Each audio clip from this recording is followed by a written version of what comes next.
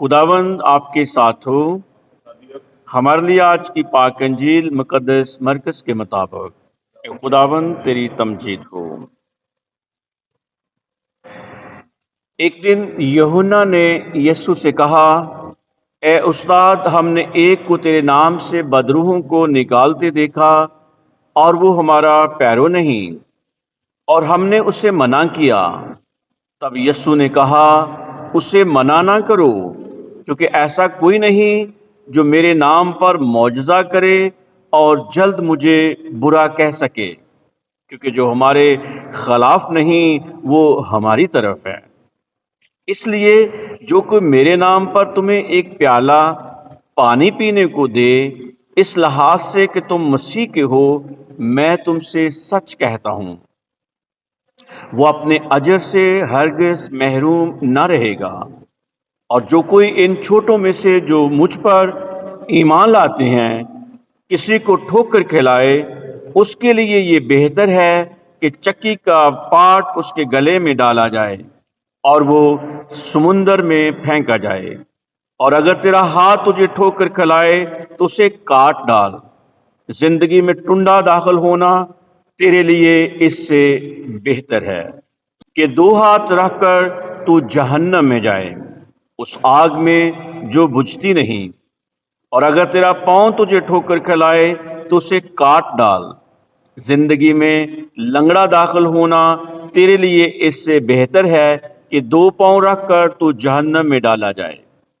और अगर तेरी आंख तुझे ठोकर खिलाए तो उसे निकाल डाल। खुदा की बादशाही में काना दाखिल होना तेरे लिए इससे बेहतर है कि दो आंखें रखकर तू आग के जहन्नम में डाला जाए, जहां उनका कीड़ा मरता नहीं और आग बुझती नहीं। पाक अंजील के वसीले से हम सब के गुनाह मुआफ किए जाएं।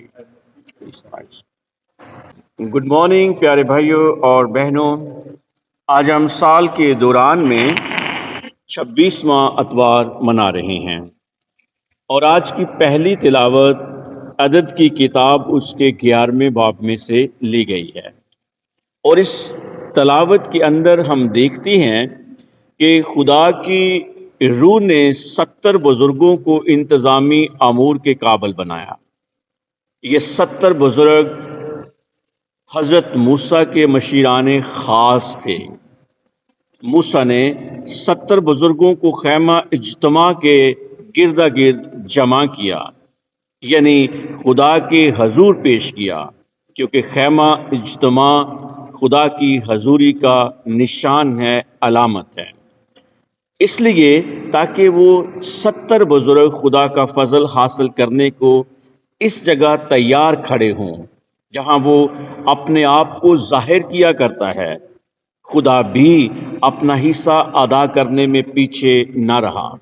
उसने मूसा से बातें की और उस रूह में से जो उसमें थी कुछ लेकर उसे 70 बुजुर्गों में डाला। यहाँ उनमें से दो का मामला खास हमें नजर आया। दो लोग जो इस खैमा इज्तिमा में नहीं पहुंच पाए हैं, यानी इल्दाद और मेदाद का मामला। गालबन ये दोनों भाई हैं। मूसा ने इनको इंतज़ाम में मददगार होने के लिए नामजद किया, लेकिन ये खैमा के पास ना गए जैसे कि दूसरे बुजुर्ग गए थे। तो खुदा की रूह ने इनको लश्करगाह में जहां वो दूसरी चीजों के दरमियान छुपे हुए थे ढूंढ लिया, और ये दोनों बुजुर्ग वहीं नबूवत करने लगे, यानी किसी खैमा में दुआ मांगने लगे, तालीम देने लगे और खुदा की सताइश करने की नेमत को अमल में लाने लगे। ये भी खुदा की मर्जी थी कि ये दोनों खैमा इज्तिमा से गैर हाजिर रहें, क्योंकि खुदा इस तरह ये साबित करता है कि वाकई ये खुदा की रूह थी जिसने उन बुजुर्गों को तहरीक दी, और ये रूह उनको मूसा ने नहीं बल्कि खुदा ने अदा की है। इस बात की खबर मूसा को दी गई, और खबर देने वाला हजरत मूसा का शागिर्द है जो योशा बिन नून के नाम से जाना जाता है, और कहा, मेरे आका मूसा, उन्हें मना कर इन दोनों को, क्योंकि ये वो लोग हैं जो تیرے جو نبوت کر رہے ہیں۔ تو موسیٰ نے کہا تم میرے لیے کیوں غیرت کرتا ہے؟ کاش کہ خداوند کے سب لوگ نبی ہوتے اور خداوند اپنی روح ان پر ڈالتا۔ یہ ہے ایک نبی، یہ ہے ایک نبی کا جذبہ، یہ ہے ایک نبی کی دوسروں کے لیے محبت، یہ ہے ایک نبی کی دوسروں کو اپنے ساتھ شریک کرنے کا حوصلہ، یہ ہے ایک لیڈر، ایک قائد جو سب کچھ اپنے تک لپیٹ کر نہیں رکھنا چاہتا، بلکہ وہ بڑی فراوانی کے ساتھ دوسروں کے ساتھ اس نیک کام کو، اس نیک عمل کو شیئر کرنا چاہتا ہے، بانٹنا چاہتا ہے۔ یہ دل گردے کی بات ہے جو حضرت موسیٰ جیسے لیڈر اور نبی کے پاس موجود ہے۔ پاک انجیل میں ہم دیکھتے ہیں کہ مقدس یوحنا جو مسیح خداوند کو بہت عزیز ہے، جس کے بارے میں کہا جاتا ہے کہ مسیح خداوند اسے بہت پیار کرتے تھے، اس نے بھی آ کر یسوع کو خبر دی کہ استاد، ہم نے ایک کو تیرے نام سے بدروحوں کو نکالتے دیکھا اور وہ ہمارا پیرو نہیں، اور ہم نے اسے منع کیا۔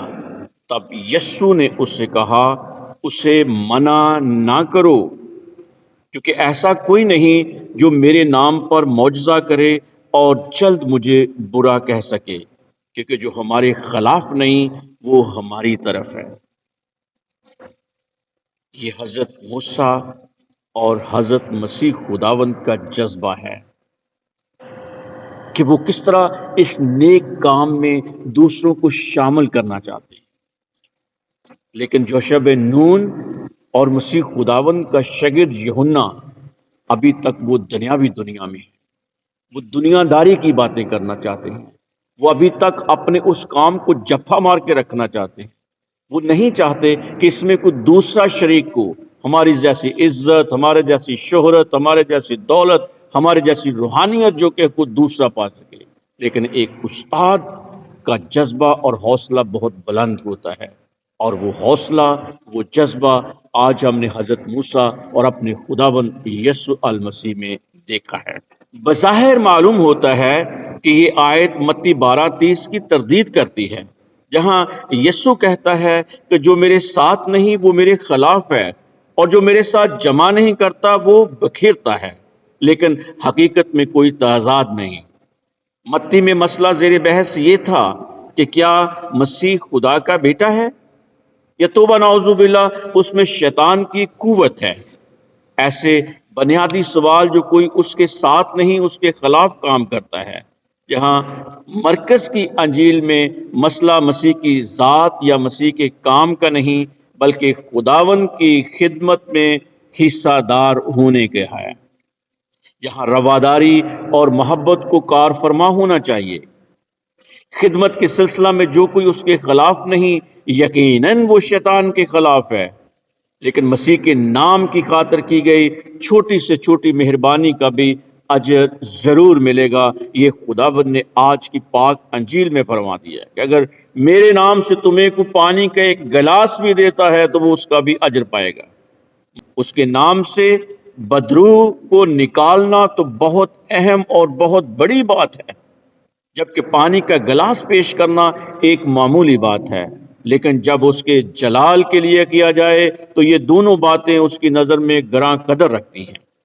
تم مسیح کے ہو، یہ ایک رشتہ ہے، یہ ایک تعلق ہے، یہ ایک رسی ہے جس سے ایمانداروں کو باہم بندھے رہنا چاہیے۔ اگر یہ الفاظ ہمارے سامنے رہیں تو ہمیں پارٹی بازی کی روح سے چھوٹی چھوٹی باتوں پر جھگڑنے اور مسیحی خدمت میں باہمی حسد سے آزاد ہو جائیں گے۔ خداوند کے خادم کو ہمیشہ غور کرنا چاہیے کہ میرے الفاظ اور میری حرکات دوسروں پر کیا اثر کریں گی۔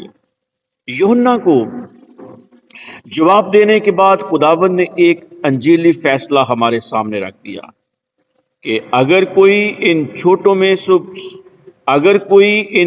میں سے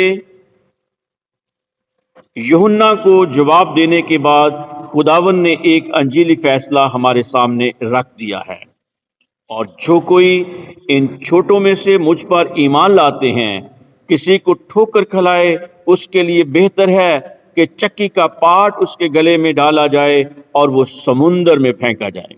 دیکھیے، یہ ہے کسی چھوٹے سے چھوٹے کو بھی سچائی اور پاکیزگی کی راہ سے بھٹکانے کا حشر۔ اس کے بعد کٹ آف کی بات کی گئی ہے، کاٹ ڈالا جائے کی بات کی جائے ہے۔ کیوں کاٹ ڈالا جائے؟ تاکہ خدا کی بادشاہی میں داخل ہونے کے لائق ہو سکے۔ ضروری ہے کہ ہم سیکھیں کہ کس طرح روز بروز اپنی ذات کی، اپنی انا کی، اپنے غرور کی، اپنے غصہ کی، اپنے بغض کی نفی کریں۔ ان منفی اقدار کو اپنے وجود سے کاٹ ڈالیں اور بیچنے والے کی مرضی کو مقدم جانیں۔ انسانیت کی بہتری اور بھلائی کے لیے اپنے غرور کے ہاتھ کاٹ ڈالیں۔ اندرونی سکون کے لیے اپنے غصہ کی زبان کاٹ ڈالیں۔ شور و گل مچاتی دنیا اور لاؤڈ سپیکرز کو کاٹ دیا جائے تاکہ خاموشی کو سنا جائے۔ خاموشی مقدم ہے، وجدان کی آماج گاہ ہے۔ خاموشی بہت بڑی قدر ہے، ابدیت کی رازداں ہے، ابلاغ کا حسن ہے۔ سو پیارے بھائیوں اور بہنوں، یہ انجیلی اقدار اور نیکیاں ہمیں خدا کے قریب کرتی ہیں، اور آسمان ہمارے لیے زندہ حقیقت بن جاتا ہے، اور زمین پر ہماری زندگی آسمانی پیشگی خوش رنج بن جاتی ہے۔ خدا مجھے اور آپ سب کو ایسا کرنے کی توفیق دے۔